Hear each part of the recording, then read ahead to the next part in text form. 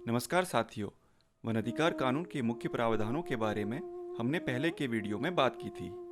अपने गांव में इस कानून को लागू करने व इसके तहत दावा भरने की प्रक्रिया को समझने के लिए हम एक वीडियो सीरीज ला रहे हैं। इस प्रक्रिया को हमने चरणवार समझाया है, जिसमें आज हम चरण 1 व चरण 2 के बारे में बात करेंगे।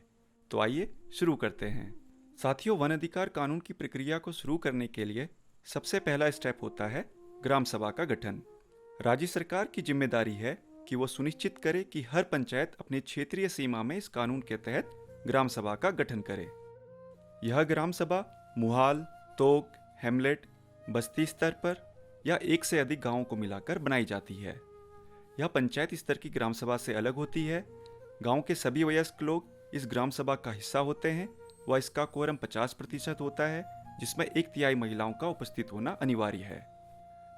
प्रस्तावित ग्राम सभा की पहली बैठक की तिथि व जगह तय करके पंचायत इसका प्रस्ताव कार्यवाही रजिस्टर में लिख व पारित कर उपमंडल स्तरीय समिति यानी SDLC को भेजेगी और गांव के सार्वजनिक स्थानों पर लगाएगी। इसके बाद दूसरा स्टेप है पहली ग्राम सभा बैठक। पंचायत प्रधान या वार्ड सदस्य की अध्यक्षता में इस बैठक का आयोजन होगा, जिसमें मुहाल स्तर की ग्राम सभा सदस्यों द्वारा अपने बीच में से वन अधिकार समिति यानी FRC का गठन किया जाएगा और निम्न प्रस्ताव पारित किए जाएंगे। प्रस्ताव 1, ग्राम सभा अपने बीच में से कम 10 या अधिकतम 15 सदस्य चुनकर वन अधिकार समिति का गठन करेगी। इसमें जिन गांवों में जनजातीय समुदाय के लोग निवास करते हों, वहां 2/3 सदस्य जनजातीय समुदाय से होंगे और समिति में 1/3 महिला सदस्य होंगी। प्रस्ताव 2, ग्राम सभा वन अधिकार समिति को सभी ग्राम सभा सदस्यों से व्यक्तिगत वन अधिकार दावे आमंत्रित और स्वीकार करने के लिए अधिकृत करेगी। इसके लिए 3 महीने का समय निर्धारित होगा। इसे परिस्थिति या आवश्यकता अनुसार कारण देते हुए बढ़ाया भी जा सकता है। प्रस्ताव 3, गांव की ओर से सामुदायिक व सामूहिक वन संसाधन अधिकार के दावे तैयार करने के लिए वन अधिकार समिति को अधिकृत किया जाएगा। प्रस्ताव 4, वन अधिकार समिति को साथ लगती वन अधिकार समितियों जिनके साथ साझे सामुदायिक हक बर्तन है को सूचना देने व सामुदायिक अधिकारों पर साझी सहमति बनाने के लिए अधिकृत किया जाएगा। साथियों, ध्यान रहे, वन अधिकार समिति इन प्रस्तावों को उपमंडल स्तरीय समिति को भेजेगी और व्यक्तिगत, सामुदायिक व सामूहिक वन संसाधन अधिकार के लिए दावा फॉर्म क, ख, ग और अन्य दस्तावेज जैसे नक्शे, नक्शा हक बर्तन, वाजिबुल अर्ज और जमाबंदी की मांग करेगी।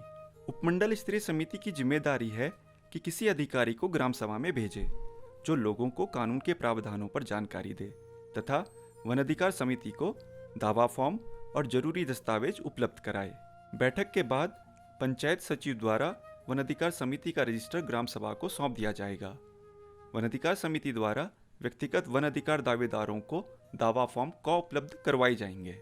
ध्यान देने वाली बात है कि हिमाचल प्रदेश में ज्यादातर जगहों में वन अधिकार समिति का गठन कर पहली ग्राम सभा बैठक हो चुकी है। अभी तक राज्य में 17,503 वन अधिकार समितियां बनाई जा चुकी हैं, लेकिन वन अधिकार समिति के गठन के आगे के प्रस्ताव और प्रक्रिया ज्यादातर जगहों पर नहीं हुई है, बल्कि वन अधिकार समिति को अपनी भूमिका के बारे में कोई जानकारी ही नहीं है। अधिकांश गांवों में कोरम की समस्या है, तो कई जगहों पर वन अधिकार समिति का सही से गठन नहीं हुआ है। इस स्थिति में आवश्यकता अनुसार ग्राम सभा वन अधिकार समिति का पुनर्गठन कर सकती है। साथियों, इस प्रक्रिया को आगे बढ़ाने के लिए सबसे जरूरी है कि आप अपने पंचायत सचिव से वन अधिकार समिति का कार्यवाही रजिस्टर व समिति के सदस्यों की सूची ले लें और रजिस्टर में दर्ज हुई कार्रवाई को देख लें। ध्यान रहे कि अगली वीडियो में हम आगे की प्रक्रिया की बात करेंगे। अधिक जानकारी के लिए आप हिमाचल सरकार द्वारा वन अधिकार कानून पर बनाए गए ट्रेनिंग मैनुअल को डिस्क्रिप्शन में दिए गए लिंक पर क्लिक करके डाउनलोड कर सकते हैं और साथ ही स्क्रीन पर दिए गए नंबरों पर संपर्क कर सकते हैं। धन्यवाद।